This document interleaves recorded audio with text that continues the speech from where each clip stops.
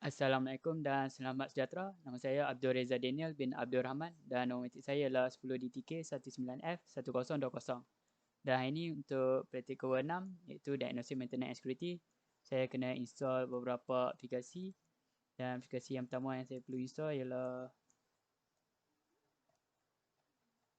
CPU Z dan saya kena install dan cerita apa info maklumat yang ada dalam aplikasi tersebut. Okay, sekarang saya akan install dulu.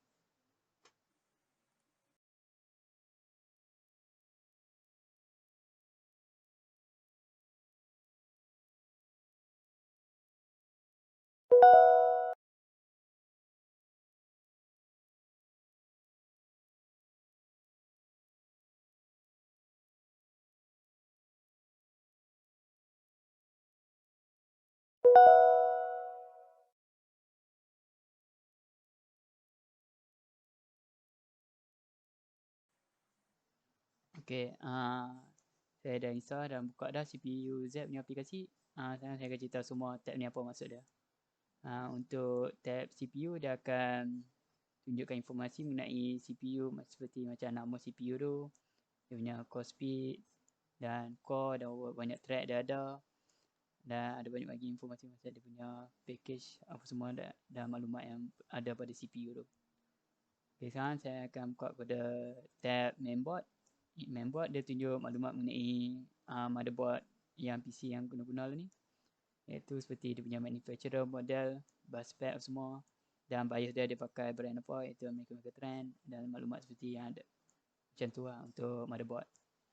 Untuk tab memory pula, dia akan cerita pasal motherboard tu punya, dia guna memori apa untuk punya sistem, iaitu macam memori yang diguna lah ni iaitu DDR4 dan size dia 16GB RAM.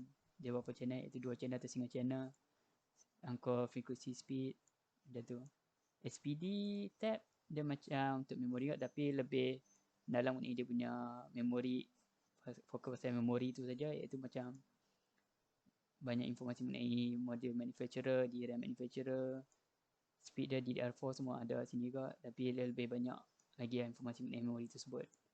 Dan untuk tab grafik, dia cerita pasal grafik adapter yang tengah guna ni, iaitu Nvidia GeForce GTX 1650. Tapi untuk laptop saya ni saya ada guna juga onboard grafik, iaitu macam AMD Radeon, dan dia akan cerita maklumat pasal GPU yang guna ni lah, yang guna untuk CPU saya, dia gabung.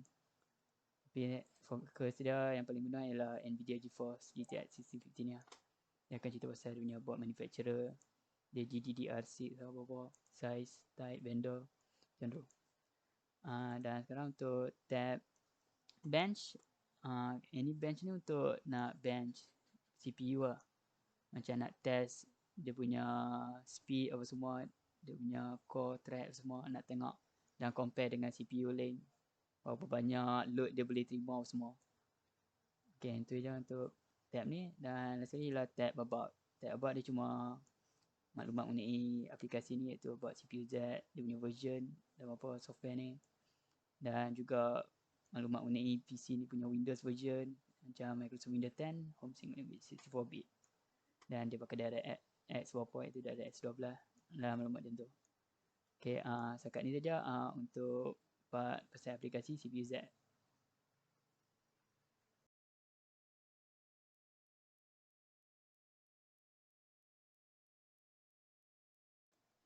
Okay, sekarang untuk aplikasi yang kedua pula, iaitu CCleaner.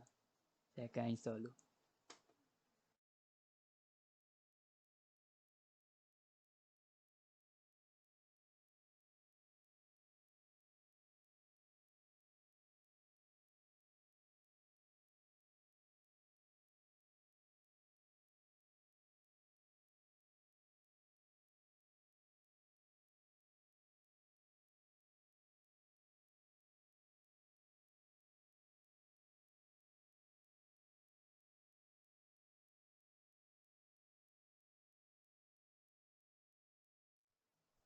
Okay, saya dah habis dah install.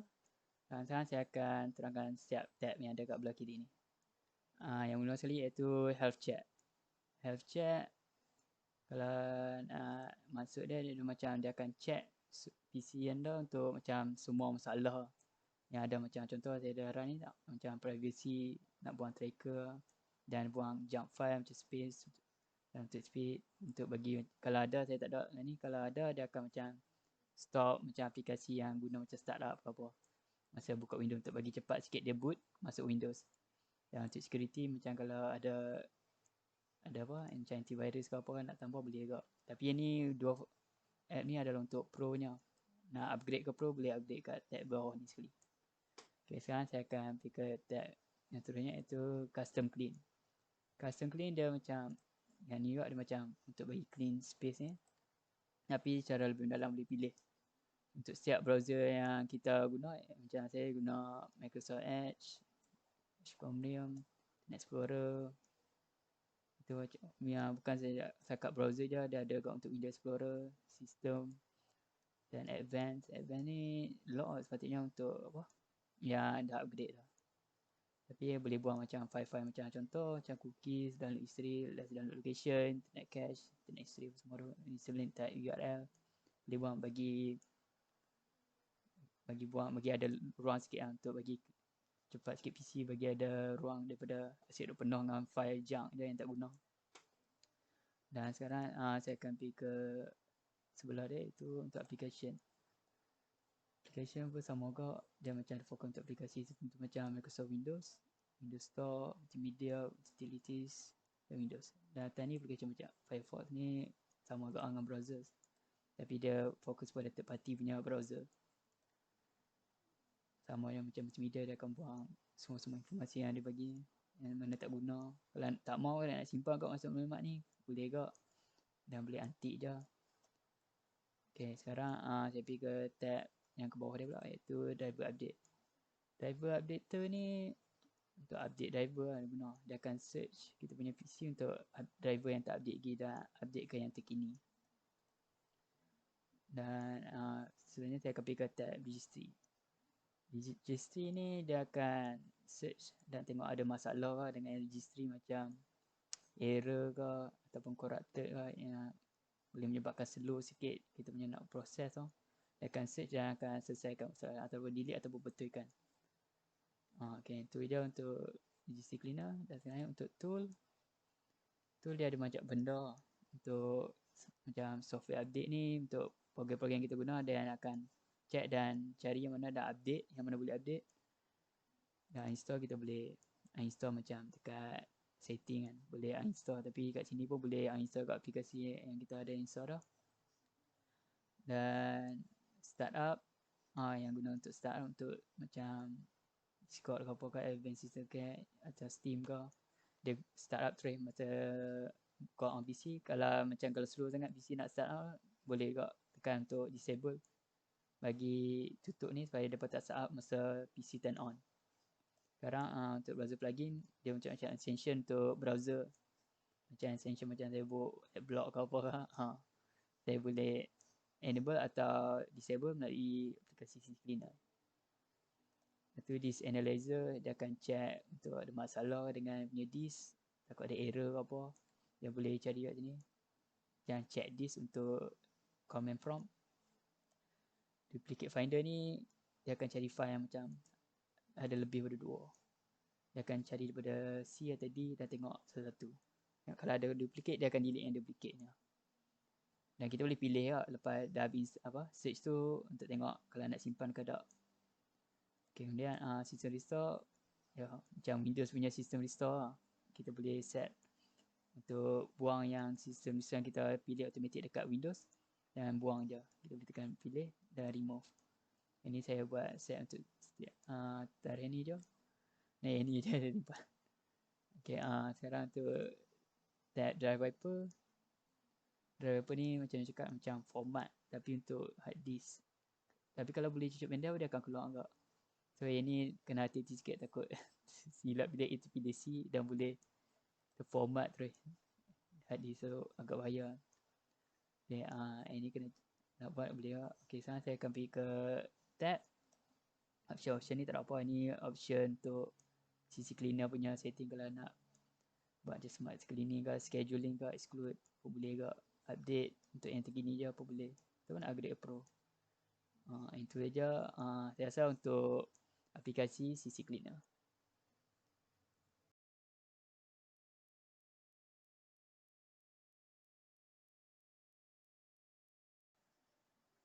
Okey, sekarang untuk software yang ketiga iaitu Defraggler.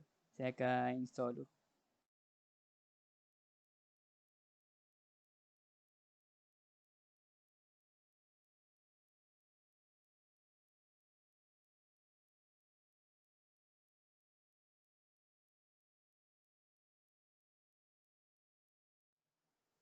Okey, saya dah habis dah install.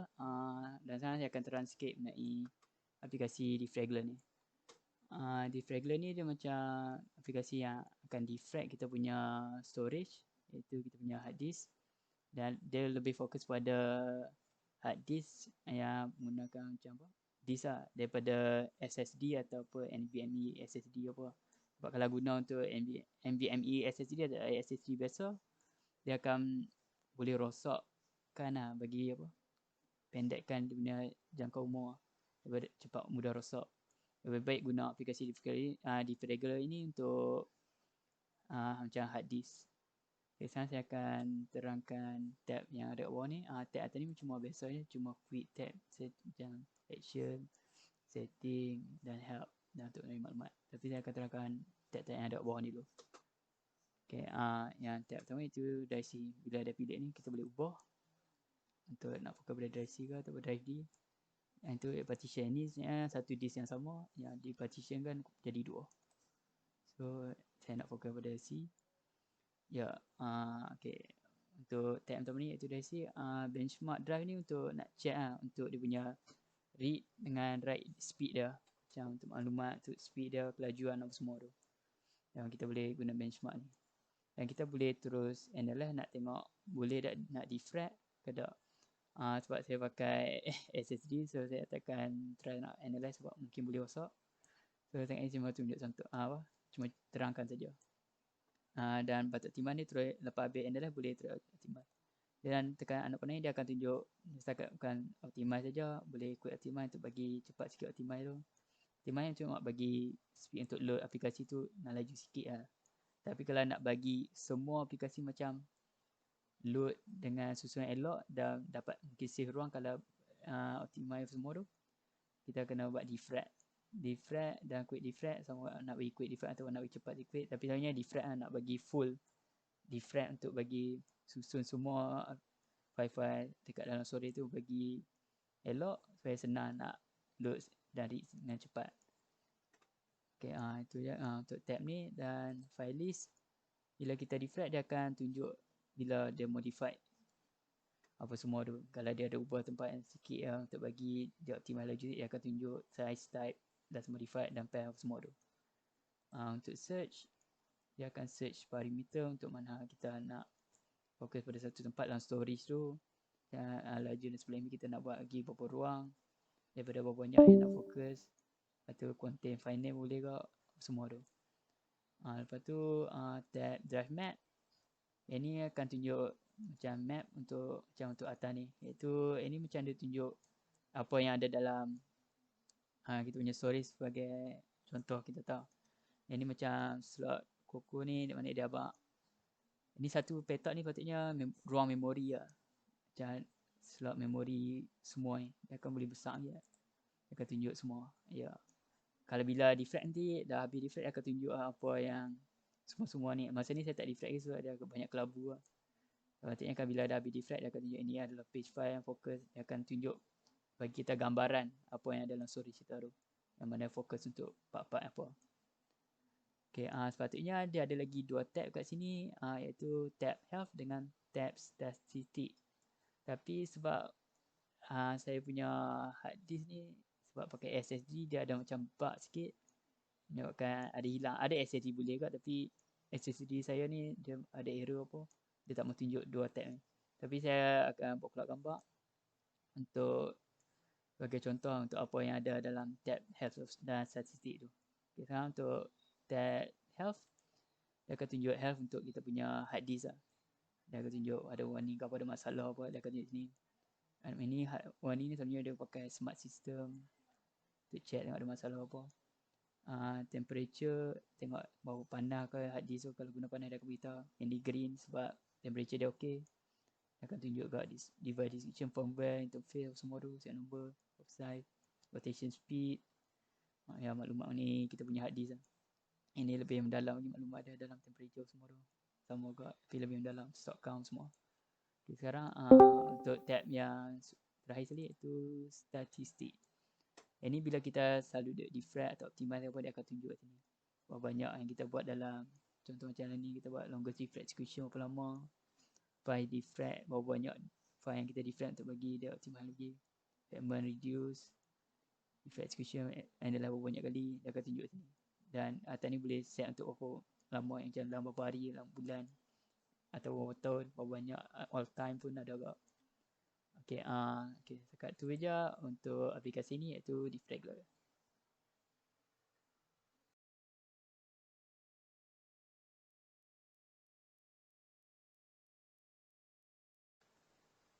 Okay, sekarang untuk aplikasi yang keempat pula iaitu AVG Antivirus. Sekarang saya akan install antivirus tersebut.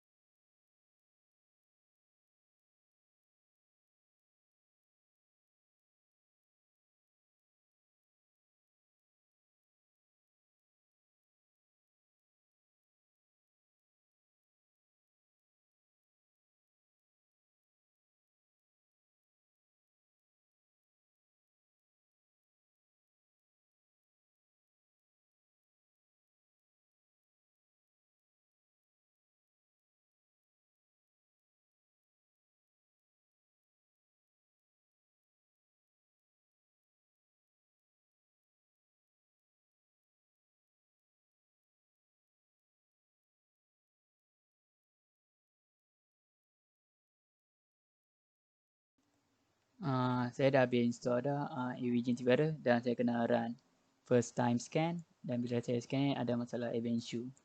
Event issue ni dia bukan virus ke apa, dia cuma security issue lah yang mungkin boleh menyebabkan kena hack ke ataupun boleh menyebabkan virus masuk, macam contoh fake website, boleh kena fake website macam phishing ke apa. Firewall, ada orang boleh hack masuk kalau tak protected network. Dan sensitive item ni boleh kerja macam tak, contoh macam tak ni apa ni, tak crypt semua file-file ni untuk bagi save. Tapi ni tak apa sangat boleh, tapi boleh improve lagi bagi selamatkan. Okay, sekarang saya akan nak terangkan yang tab ni. Yang salah satu tab ni. Sebab saya cuma pakai yang free nya, ada banyak yang full protection macam hacker tax, privacy payment semua ni tak unlock. Tapi saya akan terangkan secara basic lah. Tapi saya akan iaitu basic protection macam untuk computer tab dengan web dan email. Macam untuk computer tab, saya, untuk macam file share ni dia akan, macam kata dia akan check semua file untuk ada masalah ke apa. Dan akan activate lah. Oh tak boleh. Oh okay, boleh. Oh boleh tu. Dia ambil masa sikit tapi kena restart. Tapi saya boleh remind later. Okay, saya cuma nak terang dulu iaitu file sheet dia akan check semua file-file untuk ada masalah apa, mungkin file tu corrupted dan boleh create ataupun file tu boleh save macam nak create apa, dia akan protect daripada dicuri oleh hacker. Behavior check ni akan tengok macam aplikasi yang mungkin ada macam dia akan check data yang tak sepatutnya di check oleh aplikasi sebut, macam maklumat macam password ke apa yang tak, ataupun dia akan kacau untuk dekat firewall lah. Dia sepatutnya tak kacau setting tu untuk aplikasi tapi dia pergi masuk ke. Ataupun macam dekat registry pun dia ada kacau ke, boleh ke. Tapi saya akan tu untuk yang kedua.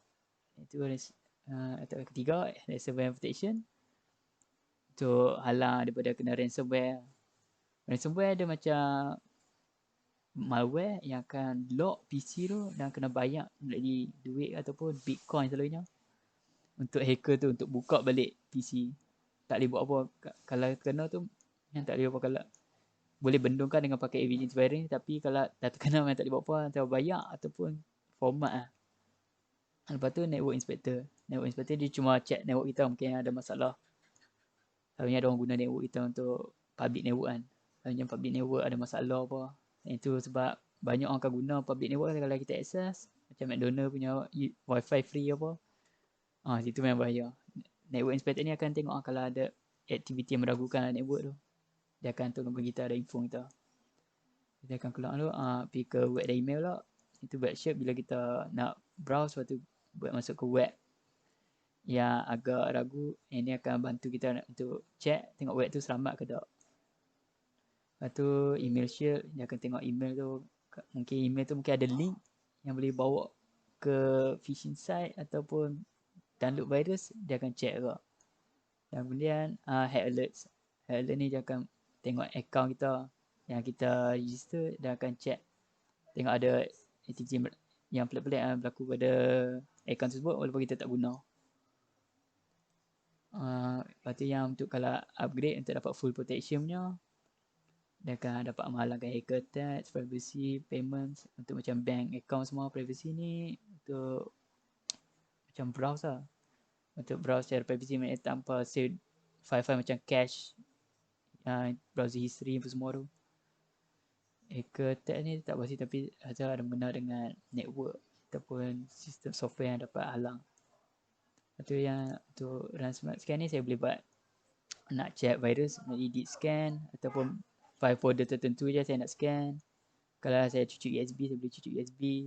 Boot time scan ni untuk check tengok kalau masa boot tu ada aplikasi yang tak sepatutnya boot tapi dia boot sekali walaupun tak tunjuk dekat startup. Ini dia akan check lah, dia akan tengok bila boot. Kalau nak try buat boleh. Atau schedule scan ni kalau macam siap sebulan nak try deep scan, boleh set dekat sini. Dan scan history akan tunjuk semua yang pernah scan ni. Dan mungkin ada masalah apa, jumpa malware ke apa, dia akan tunjuk semua dekat scan history. Yang atas ni semua setting untuk aplikasi protection phone semua support. Yang tu je. Saya rasa setakat ni je untuk AVG antivirus.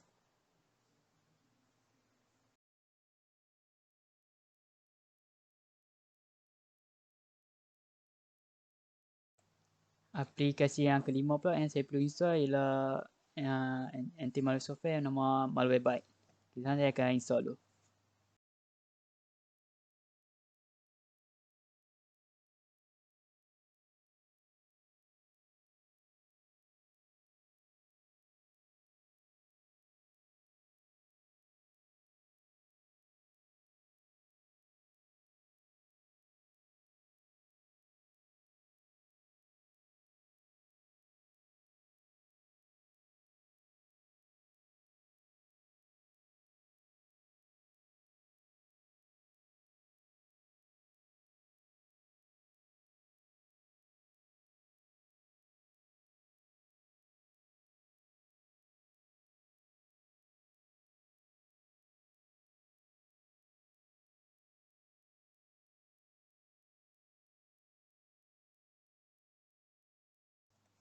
Okay, saya dah selesai dah install dan saya akan terangkan sikit.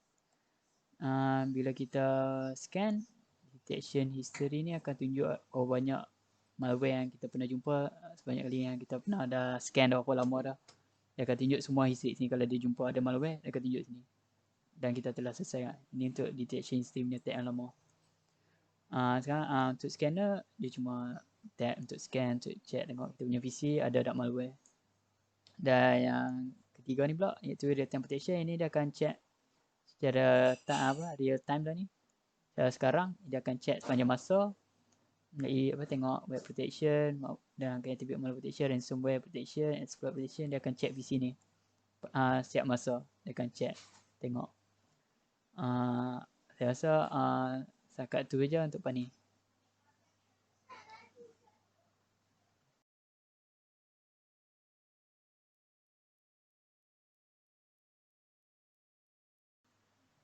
Okey, untuk aplikasi yang terakhir sekali, yang kelima, saya kena install anti-spyware software yang nama dia Spybot Search and Destroy.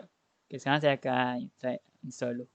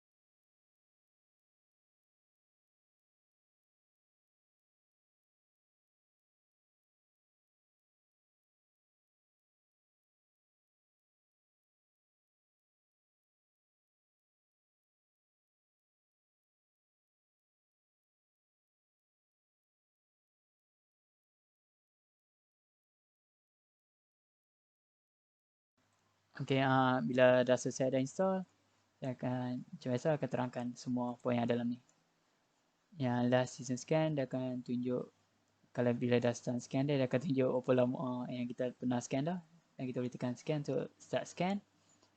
Dia akan cari macam spybot yang cari masalah yang ada dalam PC kita yang boleh check untuk spy.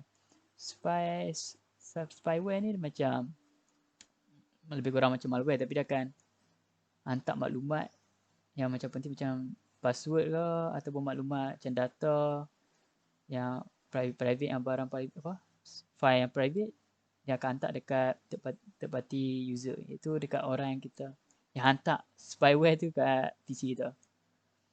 So any aplikasi ni akan dapat search dan scan dan buang semua spyware semua tu. Immunization ni, kalau macam spyware tu common sangat, macam contoh spyware dia akan curi cache file daripada history atau browser. Itu macam spyware common. Ya, itu dia akan dapat detect lah. Dia akan buat automatic yang tak payah nak tekan scam system setiap kali kalau asalnya ada spyware. So dia akan try automatic. So kan boleh buat immunize, dia akan cari yang mana common. Dan yang kali dia akan buat secara automatic semua tu. Last update pula tab dia cuma untuk update spyware punya spybot ni punya app untuk yang terkini punya, itu je. Dan yang kali untuk maklumat saya nak upgrade ke Spybot Pro. Ya, saya rasa itu saja untuk aplikasi ni.